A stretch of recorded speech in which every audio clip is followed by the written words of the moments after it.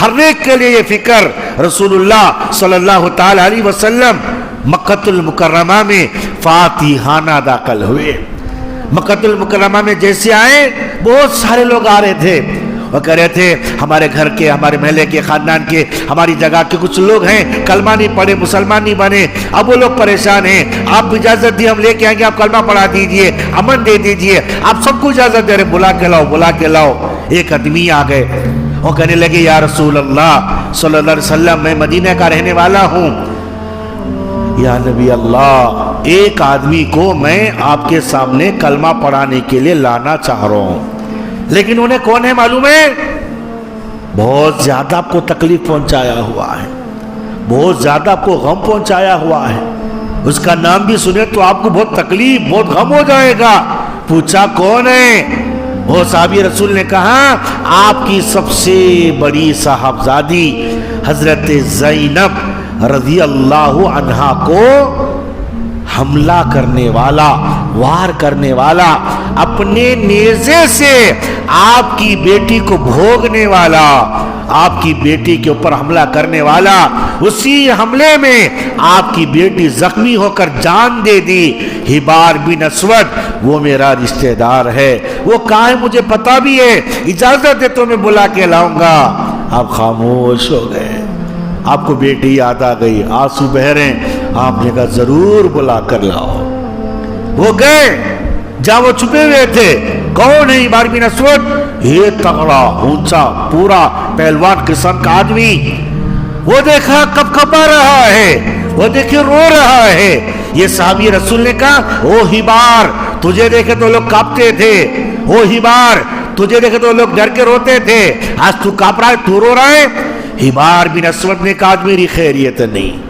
محمد صلی اللہ علیہ وسلم مسلمانوں کو فاتحانہ مکے میں لے کر آ چکے ہیں. آج میں مل گیا، پکڑا گیا، پتہ نہیں کیا کر ڈالیں گے میرے کو. وہ صحابی رسول نے کہا او ہبار بن اسود، تجھے بتاؤں، تجھے سناؤں مدینے میں کیا ہوا؟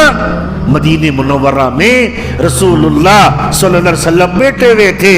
ان کی سب سے بڑی صاحبزادی زینب رضی اللہ عنہا زخموں میں چور زمین پر پڑی ہوئی، ان کا سرانہ اللہ کے نبی کے علیہ السلام کے گود میں تھا.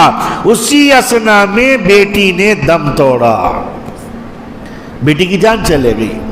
بیٹی، بڑی بیٹی زخموں میں چور، اسی زخموں میں شہادت ہوئی. آپ کو غم ہوا، آپ کیا کریں؟ بیٹی کا سرانہ زمین پہ رکھے، آپ سجدے میں گر کے رو رہے ہیں. بیٹی کی شہادت پر غم میں رو رہے ہیں. سارا مدینہ جمع ہو گیا. یہ نظارہ دیکھے نا لوگ. اس پر کیا ہوا؟ ایک آدمی وہاں سے اٹھا، ایک یہاں سے اٹھا، ایک وہاں سے اٹھا. ایسا اڑتے اڑتے تھوڑے آدمی ایک جگہ جمع ہو گئے. واپس میں بولے دیکھو جی رسول اللہ صلی اللہ علیہ وسلم رو رہے، بیٹی کی شہادت کا غم رلا رہا، صدمہ رلا رہا. کیا کریں گے؟ ان کو راحت پہنچانا، ان کو یہ غم ہلکا کرنا. کیا کریں گے؟ آپس میں وہ ٹھہرنے والوں نے کیا کہا؟ ایک کام کریں گے. کیا کریں گے؟ وہ ہے نا ہبار بن اسود مکے میں، انہیں کرانا یہ حرکت. اس کو پکڑیں گے، جا کے اس کا گلا کاٹیں گے، ہاتھ پیر کاٹیں گے، اس کے ٹکڑے ماریں گے. اس وقت تک ہم کھائیں گے نہیں، پیئیں گے نہیں. سب اس پر راضی ہو گئے. تلواروں کو میان میں سے نکال کر، تلواروں کو ہاتھوں سے ہلا کر اعلان کر رہے، چیخ چیخ کر قسم کھا رہے. ہم قسم کھا رہے ہیں کیا ایک پر؟ ہبار بن اسود کو جب تک ہم ختم نہیں کریں گے ہم کھائیں گے نہیں، پیئیں گے نہیں.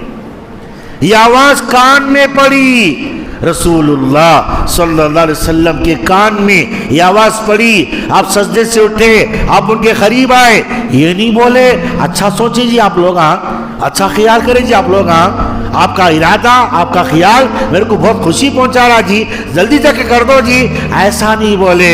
آپ نے کیا فرمایا؟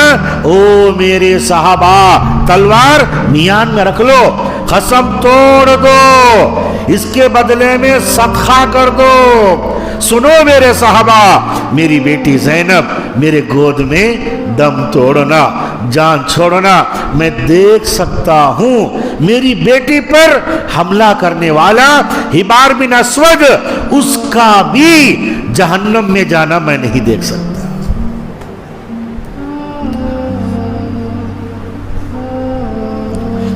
کیسی ہمدردی تھی دل.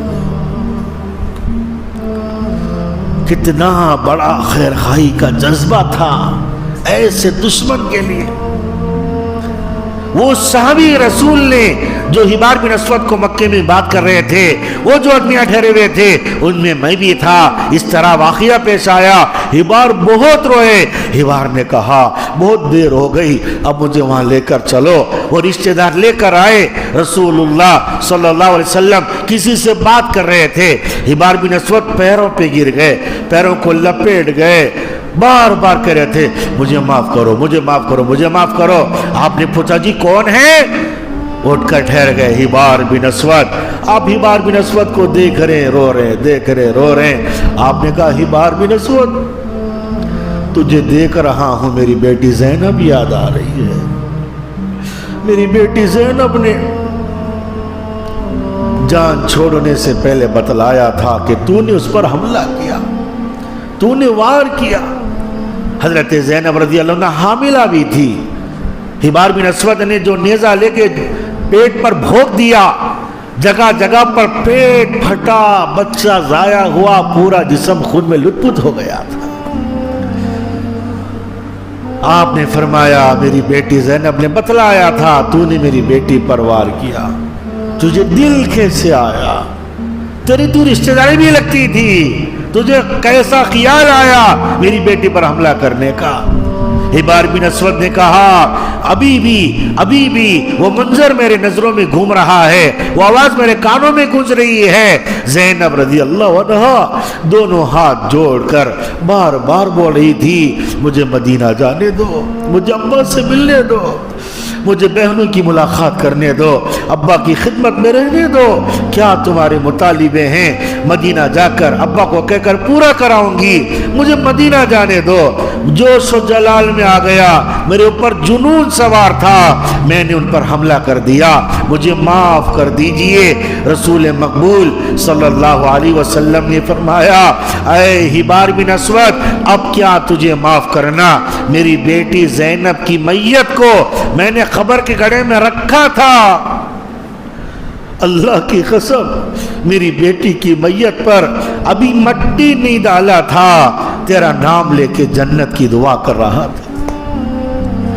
اے اللہ مقدر میں میری بیٹی کا مرنا طے تھا, میری بیٹی پر حملہ کرنے والا وہ بھی دوزخ میں نہ جائے, وہ بھی جنت میں جائے. سب سے بڑا رحم انسانیت پر. اللہ معاف فرمائے, اللہ معاف فرمائے. آج کا باپ ظالم ہے, اپنی اولاد کے لیے ڈگریوں کا, کاروبار کا, دنیا کی سیٹنگ کا فکر ہے.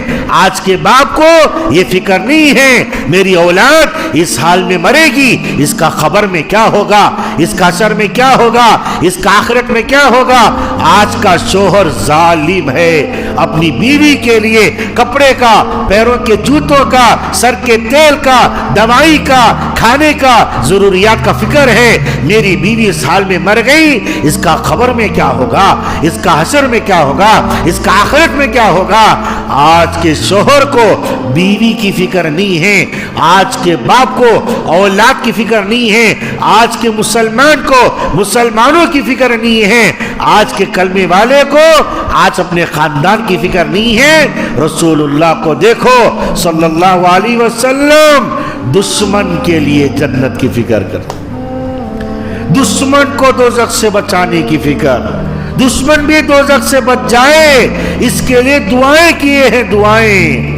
آج کسی نہ کسی درجے میں نماز کے پڑھنے کا کام مسلمانوں میں ہے, قرآن کے پڑھنے کا کام مسلمانوں میں ہے, تسبیحاں پڑھنے کا کام مسلمانوں میں ہے, خیر خیرات کا کام مسلمانوں میں ہے, مسجد و مدرسوں کو تعاون کرنے کا کام مسلمانوں میں ہے, عمرہ حج کرنے کا کام مسلمانوں میں ہے. جو چیز مسلمان